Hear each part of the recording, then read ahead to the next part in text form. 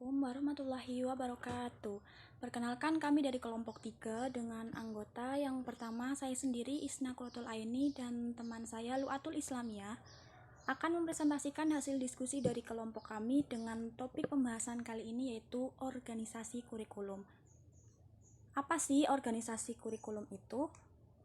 Organisasi kurikulum adalah pola atau desain bahan kurikulum yang tujuannya untuk mempermudah siswa dalam mempelajari bahan pelajaran serta mempermudah siswa dalam melakukan kegiatan belajar sehingga tujuan pembelajaran dapat terjadi secara efektif.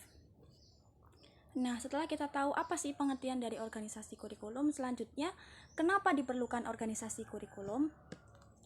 Organisasi kurikulum sangat diperlukan agar pelaksanaan pendidikan di suatu lembaga dapat tertata dan memiliki arah yang jelas serta terkoordinasi dengan baik dan sistematis.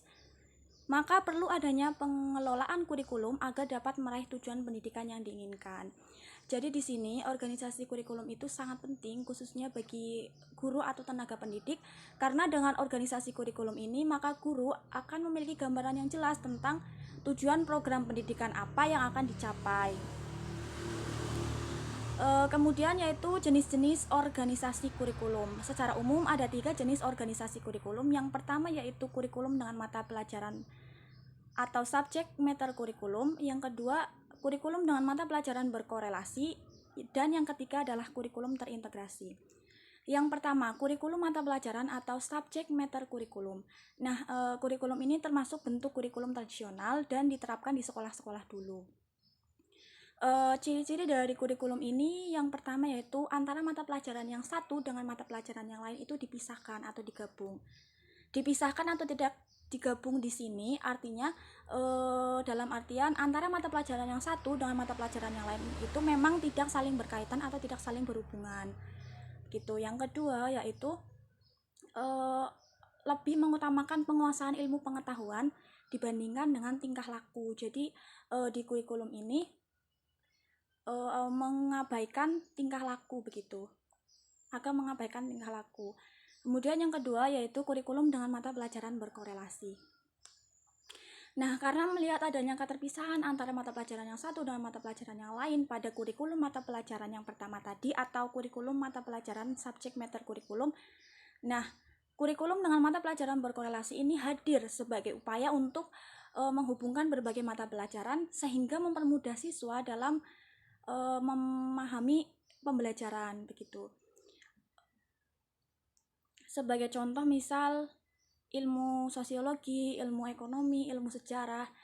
Nah, ketiga ilmu tersebut saling berkaitan atau saling berhubungan sehingga masuk dalam satu ruang lingkup mata pelajaran yaitu IPS atau ilmu pengetahuan sosial. Contoh lain misal ilmu biologi, ilmu kimia, ilmu fisika. Nah, ketiga ilmu tersebut juga saling berkaitan sehingga masuk dalam satu ruang lingkup mata pelajaran yaitu IPA atau ilmu pengetahuan sosial.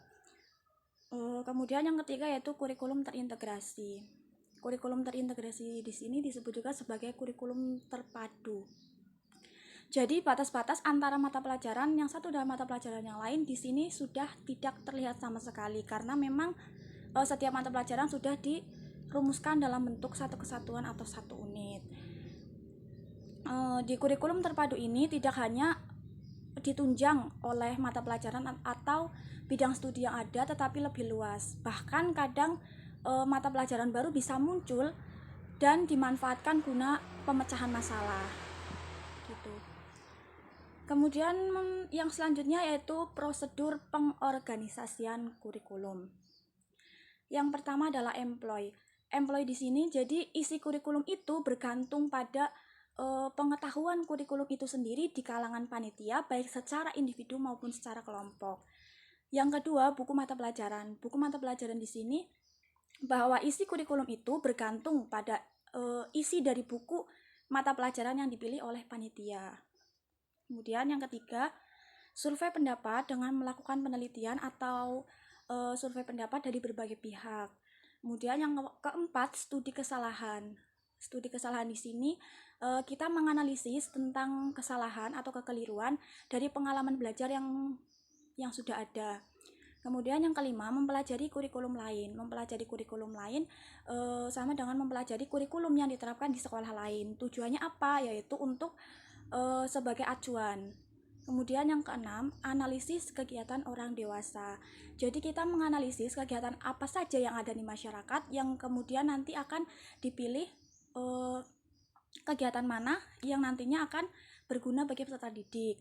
Kemudian yang ketujuh yaitu fungsi-fungsi sosial, dan yang kedelapan adalah minat dan kebutuhan remaja. Selanjutnya, kelebihan dan kekurangan jenis-jenis organisasi kurikulum. Yang pertama yaitu kurikulum mata pelajaran. Kurikulum mata pelajaran memiliki kelebihan. Yang pertama, bahan pelajaran disusun secara sistematis, logis, sederhana, dan mudah dipelajari. Yang kedua, dapat dilaksanakan untuk mewariskan nilai-nilai dan budaya terdahulu, karena memang ini termasuk bentuk kurikulum tradisional. Kemudian yang ketiga, kurikulum ini mudah diubah dan dikembangkan. Selain mempunyai kelebihan, kurikulum mata pelajaran di sini juga mempunyai kelemahan. Yang pertama, bahan pelajaran yang diberikan atau dipelajari secara terpisah-pisah yang menggambarkan tidak ada hubungan antara materi yang satu dengan materi yang lain.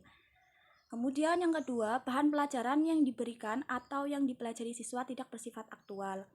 Ketiga, proses belajar lebih mengutamakan aktivitas guru, sedangkan siswa cenderung pasif. Kemudian kurikulum dengan mata pelajaran berkorelasi. Kelebihannya yang pertama, bahan bersifat korelasi walau sebatas beberapa mata pelajaran. Yang kedua, memberikan wawasan yang lebih luas dalam ruang lingkup satu bidang studi. Yang ketiga, menambah minat siswa berdasarkan korelasi mata pelajaran yang sejenis. Kemudian kelemahannya yang pertama, bahan pelajaran yang diberikan kurang sistematis serta kurang begitu mendalam. Kedua, kurikulum ini kurang menggunakan bahan pelajaran yang aktual yang berhubungan dengan kehidupan nyata siswa.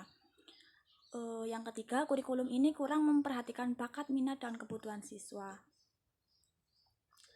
Kemudian kurikulum terintegrasi. Kelebihannya yang pertama, mempelajari bahan pelajaran melalui pemecahan masalah dengan cara memadukan beberapa mata pelajaran secara menyeluruh dalam menyelesaikan suatu topik atau permasalahan.